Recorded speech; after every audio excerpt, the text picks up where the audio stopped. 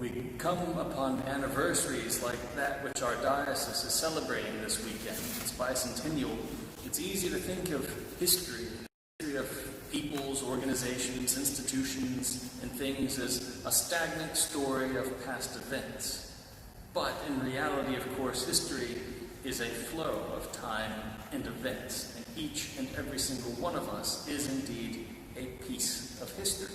For through some unseen confluence of events that we might very well call providence, you and I are here gathered in this church on this day, here in this particular town, listening to these particular words of Jesus Christ.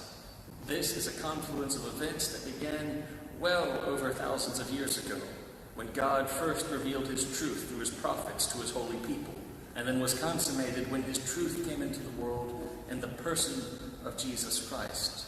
Some 2,000 years ago, when our Lord said these words from the seat of that boat right there to those people on the shore of that sea, that wasn't just some story or legend or myth, but rather that happened. Jesus Christ sat in that boat and spoke to our ancestors, our forefathers, in the faith on that day, on that occasion. And here we are some 2,000 years later, sitting here listening to these very same words of that person, Jesus Christ.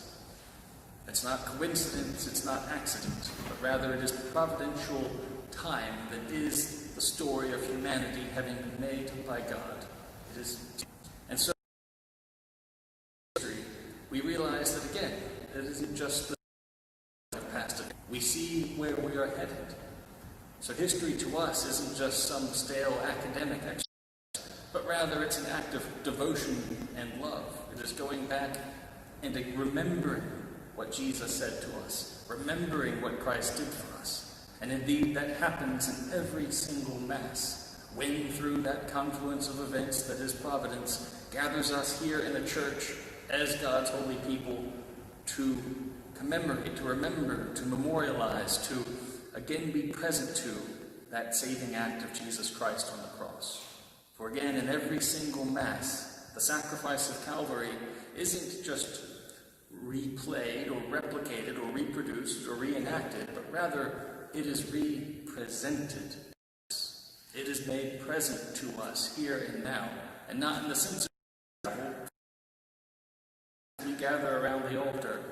That sacrifice of our Lord Jesus Christ on Calvary, that redeeming sacrifice, that act of self-giving love, is present to us in the Holy Eucharist, in the sacrifice of the altar. And so, every time we come to Mass, we remember our place in history, our place in salvation history, our place in the redemptive plan of God. Each time we receive Holy Communion, we affirm our belief in that. We affirm our belief in God's divine revelation. We affirm our belief in God's providence. And so then, the grace that we receive through that sacrament, we can indeed hold fast to the words that Jesus Christ said to us, the words such as this parable of the sower that tells us about the Christian life.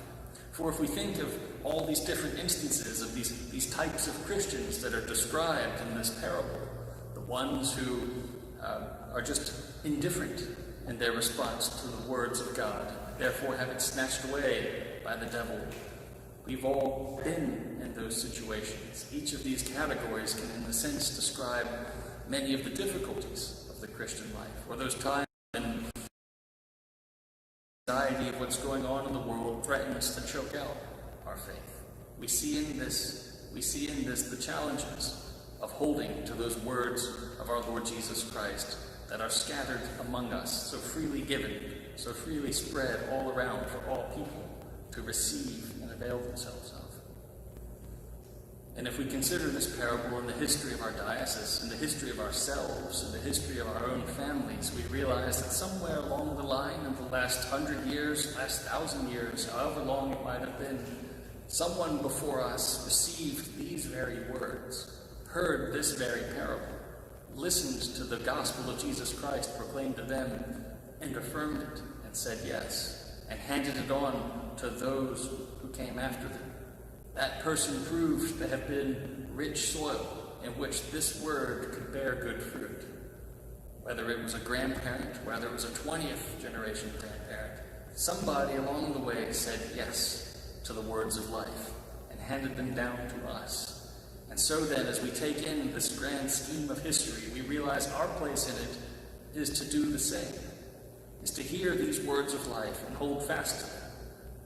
Our challenge is to be like that last category that our Lord described, that rich soil. Our job, our duty, our vocation is to cultivate the soil of our hearts, that we might receive these words and receive them in truth and faith and in grace, and thereby hand them on to those who will come after us. For when we as Christians look at history, we not only see the past and the beginning, but we also look forward and see its end. For Jesus Christ is the source of everything and the goal of everything and everyone. And so we can look then to our past and to the faith and take instruction from it as to what we are to do, especially now in this time when things are even all that much harder. We're to redouble our efforts and truly cultivate that soil of our hearts, that these words might take root and be fruitful, that we might pass on this great patrimony of faith that we've received, that we might pass it on to not only our own family and loved ones, but all of society, all the world. For if this word takes root in our hearts, then it can bear fruit. And by bearing fruit, bear witness to a world that needs the truth of these words, a world that sometimes seems to have forgotten who made it and who it was made for.